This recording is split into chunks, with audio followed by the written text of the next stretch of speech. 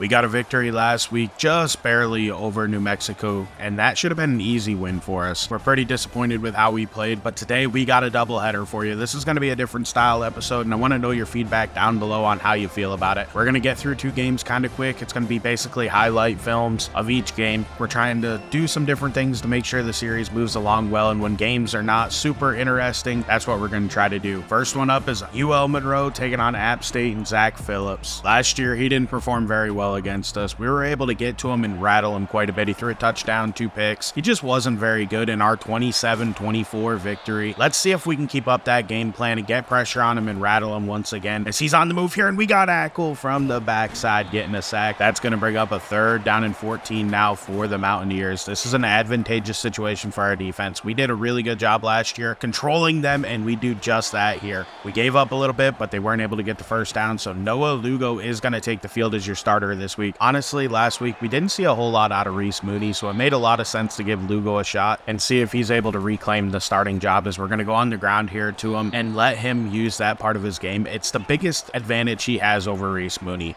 So on third down and 10, we find Joe Basley, and Joe Basley's going to get the edge. He's at the 50, the 40, the 30, the 20, the 10. One man to beat, and he's going to be pushed out of bounds at the 4-yard line. That's a huge play for this offense. Now we need to punch it in. Let's see if Lugo can finish, and he sure can. That's J.J. Harrow on the next play, getting the touchdown. Warhawks are actually going to take a 7-0 lead here over the Mountaineers. I did not expect that. But as you can see on the next drive for the Mountaineers, they were able to drive down the field, and Phillips is going to fire that while getting decked, and they tie it up pretty quickly here. It's tied at 7-7 here as the Warhawks are back on the field, and Lugo's going to throw a stupid pick. That's something that keeps coming back to bite us in the rear end. We are throwing way too many interceptions this year, and now the Mountaineers are set up in excellent field position. It's something that just keeps coming back to bite us, as they are going to throw the RPO here, and that's going to be a nice, clean, broken tackle, and he's going to push ahead and get into the end zone. Touchdown, Mountaineers, and just like that, we're in a 7-point hole. It's 14-7. Once again, though, we've moved the ball pretty well, so let's see if we can answer. We got a shot down the field, one-on-one, and that's going to be undercut and underthrown. If he gets air underneath that, that's a touchdown. J.J. Harrell isn't caught, or Caleb Gross. I can't remember who that was. So now the Mountaineers are set up, 2nd and goal. We bottle him up. Carrera and Brailford come in and take him down, backing him up to 3rd and goal. Zach Phillips pulls it, gets pressured, and he fumbles. That's Jamison Iosu recovering. What a big play by our defensive end. He plays a little bit of D-tackle for us, too, in pass rush situations. He's been a breakout star this year, and I'm loving every bit of it. I wish we'd have played him more last year. As Lugo goes down the field, he has Caleb Gross wide open across the 50. That's a big play for us. That's exactly what we need here. But we're backed up now. It's 3rd and 16. Lugo, just get us a few yards and get us in field goal range, or get the first down. What a throw to Joe Basley. Now it's 2nd and goal, though, and we're at the 12-yard line. Lugo on the move. He can run here, just tuck and get us in. He couldn't quite. Somehow the defensive tackle was able to catch up to us. So now it's 3rd and goal from the 3-yard line. Lugo is going to get that away, and he barely got that in there. That was a nice throw. Roy Ryder comes down with it. Touchdown, Warhawks. We're actually going to tie this one up at 14. So far, it's been a pretty even matchup, and I do believe we can beat this team, as it looks like Phillips is going to pass here, go underneath, get a completion, get the first down. They're going to break that tackle and get to the 11-yard line. Nice play by the Mountaineers. However, on next play, Phillips feels pressure, and down he goes. Jamison Iosu again is there to knock him down. That's going to bring up 2nd and 19. They just floated out there, and he outruns Gregory Jim and gets about a 10-yard gain there, bringing up 3rd and 4. And they're going to go to the end zone. Touchdown, Mountaineers. They retake the lead and get a 7-point advantage once again. It's been a pretty tight game as we head into halftime. We're trailing here 21-14, but overall, I'm impressed with this team. We're able to keep up. Passing-wise, we've done pretty well. We've had 2 turnovers with Noah Lugo, though. That's pretty frustrating. His accuracy has been really spotty, but I decide, you know what? Let's keep rolling with him. And, you know, he kind of pays it off. That's a good pass. It was just dropped by Joe Basley. Unfortunately, we go 3 and out. Now the Mountaineers have a chance to get a 2-score advantage here. That's a nice flip. Look at that spin move all the way down to the 30. What a big play here for the Mountaineers. So they go to the read option game. We're not expecting that from Zach Phillips. We're not expecting him to truck a guy or air truck a guy and get down to the 2-yard line either. He's a pocket passer. What a play. And then Phillips goes to the end zone on 1st and goal. Touchdown, Mountaineers. And that 2-score advantage I was worried about, well, it just happened. I don't know if we're going to be able to come back with Noah Lugo at quarterback. So that's why I decided to make the switch to Reese Moody. We're going to have to pass this the rest of the way. and we're just not accurate enough when Noah Lugo's out there. I think he plays a good game if we control the game, but as soon as that script is flipped, we're in trouble with him. And as you can see here, I thought there might have been DPI. Turns out our guys just ran into each other. We're lucky that wasn't picked. That wasn't really Reese Mooney's fault. And we decided to go for it here. That was probably a little too aggressive. And then that pass was definitely way too aggressive. We end up throwing a pick there. Now the Mountaineers are set up with excellent field position once again. And Zach Phillips, literally on the next play, is going to pay it off with a touchdown. That puts us in a big hole here today. We're down by 21, and I'm not sure if we're going to be able to claw our way out of it. But it's 4th and 14, and we decide we got to go for it. Unfortunately, our O-line couldn't hold up. Reese Mooney nearly took a sack. That one falls to the ground incomplete, but it doesn't matter. Mountaineers are going to have great field position and punch it in. They extend their lead up even further. It's now 42-14. It's hard to believe this was a 7-point game at halftime. It's completely fallen apart. But Reese Mooney was able to lead us on a scoring drive here, get some more points on the board, find J.J. Harrell in the end zone. That makes this game just a little bit closer. We're only down by 14, so we're not completely out of it. And as you can see, Lester Iverson's actually been pretty effective on the ground, but this late in the game and being down by 21, we really have to start throwing the ball more. As Appalachian State's gonna bust off one heck of a run, their backup running back just broke like 6 tackles. That's a super impressive run there. As they go back to the read option, and this time Phillips didn't go anywhere. Jamison Iosu busted through, made the TFL, bringing up 3rd down and goal. We can't stop them. That's just a missed opportunity there. I really thought we were going to be able to hold them to 3 there, but now it's 49-21. We decide to flip it forward to Joe Basley, and he drops the ball. Everything's going wrong here late in this game. App State recovers it. There's 5:46 left. They have an opportunity to get more points, and that was a sick throw. And he ends up catching that and busting off the tackle and getting into the end zone. Touchdown Mountaineers. They're completely beating us down, and that ends up being your final 56-21. We're just glad this game's over. It started off really entertaining, and it looked like we were going to be able to compete with this team, which I really thought we should have, honestly. But we just didn't come prepared today. The offense was absolutely incredible for the Mountaineers, and you got to move on from this one. It was an ugly game, and it really, really shows just how much we don't know about our quarterback position. I can't figure it out. I don't know who to start. I don't know who to play. It just feels like nothing's working at the position right now. Joe Basley was able to have a big day with over 100 yards. Like I said, Lester Iverson got over 100 yards on the ground. We had a ton of tackles, but that isn't for anything impressive. They were able to make plays. They completed almost every pass they threw. Their quarterback, Phillips, ended up hitting 85% of his passes. He had 7 touchdowns, which is embarrassingly bad. We didn't pick him off. We didn't get a whole ton of sacks. Their running back ran all over us. Maggot had 158 yards and a touchdown in this game.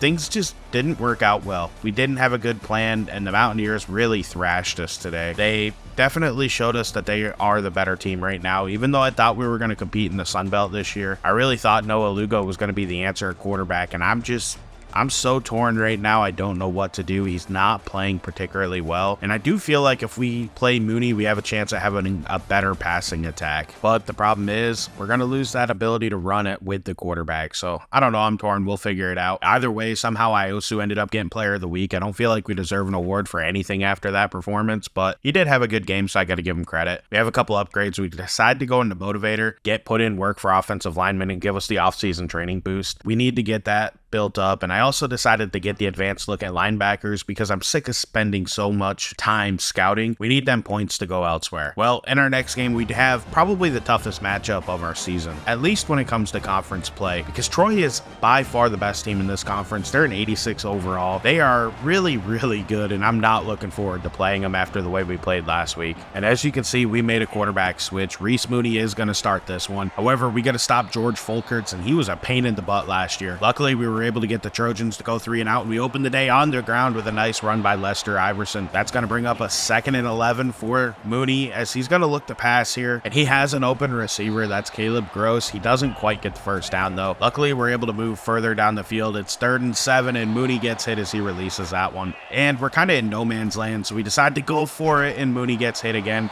Our left tackle just got schooled on that one. He got thrown on the ground. So the Trojans have been moving the ball pretty well, and look at that run. Man, I hate playing this team. They are so good. Tay Meadows was a beast last year against us. That's going to give the Trojans a 7-0 lead off of that sick run. And then Mooney throws a dumb pick. Are you kidding me, dude? That one's going to go back to the house. The Trojans quickly are going to get ahead of us here and take a 14-0 lead as Zeke Robinson is celebrating in the end zone. So let's see if we can get some points on the next drive. Mooney feeling no pressure, throws a horrible pass. That was a bad throw. It was also in the triple coverage. And look who it is. That's Robinson again ending our drive. So he has 2 picks in the first quarter, and we're not even halfway through. And it's Tay Meadows diving and laying out. I challenged this one. We didn't win. It was a touchdown. Troy has a 21-0 lead here. So this game's going to go pretty quick, as that's a drop by Joe Basley. Should have been a conversion. Now the Trojans have a chance to go up by 28. As look at that beautiful throw by Joe Fulkerts. Touchdown, Trojans. They do take that 28-0 advantage. Cole Hicks didn't stand a chance, man. That was a Russell Wilson level throw, and I mean when he was in his prime. Now, can we get this struggling offense going? Because so far, it's been embarrassing, and Mooney hasn't shown us anything.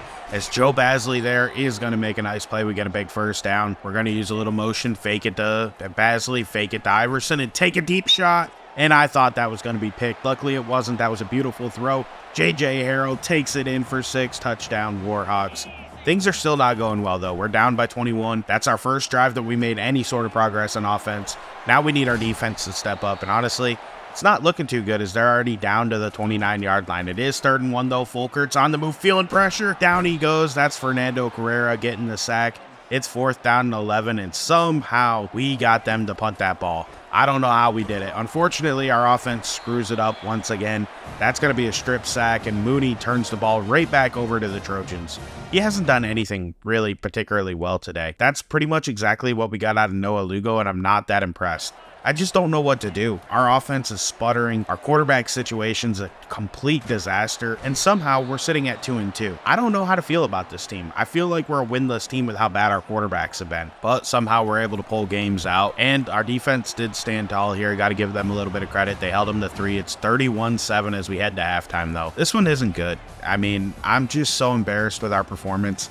That's why I made this one episode. I just don't think either one of these would have been great games to have by themselves. We open up second half by taking a sack, and as you can see, I put Noah Lugo back in the game to see if he can spark the offense. Unfortunately, he wasn't able to do anything for us. So the ball's going to go pretty quickly back over to Troy, and they're already in scoring range, and it looks like they might have a big play here as we missed a tackle with James Hogue. That was just us simply not being athletic enough as it's 1st and goal. They go back to Tay Meadows, and Espinosa and Carrera tackle him and get him down. That's going to bring up 2nd and goal. They go right back to Meadows. This time he breaks a tackle and tries to dive in. We do stop him here, bringing up 3rd, down and goal from the 1.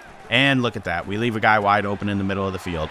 Wouldn't you know? It just kind of adds up to how this game's going. It's 4th down and 2 here. We're down 38-7. And, you know, nothing happens. Lugo just kind of throws that in the ground. Now, we do have them at 3rd and 9 on the ensuing drive. So can we stop them? Yeah, that's a big old no. They're going to float it over the top and get a big play. 1st down for the Trojans. Honestly, nothing's gone that well for us today. I just don't know what we're doing wrong as it's 3rd and 6. And this time, we are going to get a pick. That is Liggins picking him off. You know, it's a very minor thing to celebrate, but we won that battle. I'll take it. At this point in time, we're just trying to feel good. As Lugo actually throws a nice pass out there. That's JJ Harrell getting the reception, making a big play. He kind of put it on him. It was maybe a little behind him, but it kept him in bounds, so I'll take that. It's going to bring up 3rd and 2, though, as we keep driving, and look at that. He throws another pick. Hey, would you guess who that is? Once again. We just threw our 3rd interception to him, man. How do we keep doing this? How is Zeke Robinson absolutely destroying our game? Honestly, this may be the best performance ever against us by a defender. And they do pay it off by getting a touchdown, so, you know, we're down 45-7 now. We decide, let's go ahead and bring in the young quarterback, Kiki Nuakori, and give him some reps. I don't know how that wasn't DPI. That was very clear to me, but it doesn't matter. Nuakori is a dual threat quarterback. He's somebody we're going to be able to run with and pass with. He isn't the most accurate right now, but he does have some room to develop, so I'm excited for his future. You know, I'm just trying to get him reps. We want to keep him redshirted, but he won our 3rd string job throughout that entire huge training camp battle that we had. Troy ends up settling for 3 on the ensuing drive. That makes it a 48-7 ball game. And once again, we weren't able to do anything. We went 3 and out on offense. Troy did get the ball back. We forced a fumble. That was another sack by Austin Ackle. He's put together a good season. Now let's see if our offense can get something going here late, as we're going to go down the field and find Montrell Cologne. That's a connection that we could see in the future. Kiki Nuakori and Montrell Cologne. I'm really excited about this one, as Nuakori's going to throw it again. That's Cologne once again, and nobody touches Cologne. That's a late touchdown from freshman to freshman connection. You'll love to see that. Cologne and Nuakori that is actually a really good thing for our future. Now, this game isn't anything to celebrate. We lost 48-14. I'm not proud of anything we did today, but I'm happy about how it ended. We have maybe a little bit of hope. Nua Corey's not ready to start, and I want to redshirt him, so I'm not going to start him. But he did bring a little bit of excitement to this team, and he gives me some hope, like I said, for the future. Honestly, this game was ugly. This whole set of games was ugly. We dropped to 2-3 on the season. I don't know what we're going to do this year. We have no quarterback right now. I don't trust Lugo. I don't trust Mooney. I don't think any of the young guys are ready yet. Our ground game's been bottled up because we're always behind. We're just trying to chuck it. And at the end of the day, we've had success running. We have had like basically zero success passing. Reese Mooney had a big day. We had a couple good games early in the season, or kind of good games from Noah Lugo. His biggest issues is accuracy, man. He's just misses so many passes, and it kills drives, and it frustrates the ever-living heck out of me, man. And sometimes maybe that leads to me pulling him a little bit earlier than I should, but you just can't be consistent if you can't hit the passes, and that's something that's huge for me. I've never really had a quarterback that only hits 50 to 45% of his passes, and I don't think you can have success with that, so that's why I pull him. And, you know, the other thing is his strength is running the ball, and we just don't run enough with him, or I don't think we're effective enough with him while we're running the ball. So that also leads to me saying, well, what's the upside of having him out there? Mooney's a more accurate passer. We have had some interception issues with both quarterbacks, and we do need to get that under control, but, you know, we got to turn the page and move on. Let's take a look at these commitments we just got. Mike Pike and Julius Mejia are both offensive linemen that are 3 stars, and we're excited to get them in here. We add them to Nick Lolito. Pike and Mejia are both gems, so that's going to be huge for this team. A healthy O-line is a great thing to have, and having depth there is even more important. And I think both of those guys are going to be able to develop into the future. Next episode, we're going to take on Georgia Southern. I plan on going back to the 1 game per episode format, but if you guys really like this 2-game format, I'm willing to stick with it. We should be able to win this game. We're the better team, and I expect to win. We're sitting at 2-3. They're 1-4. They're 0-2 in the Sun Belt. I think we got this one. I'm LDJ11. I want to thank you for watching. Please like and subscribe. Have a great day, and I'll catch you in the next one. I'm out.